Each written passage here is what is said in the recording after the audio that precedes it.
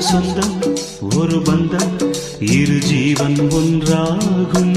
இளங்கண்ணி உன்னை எண்ணி உயிர் காதல் பண்பாடும்.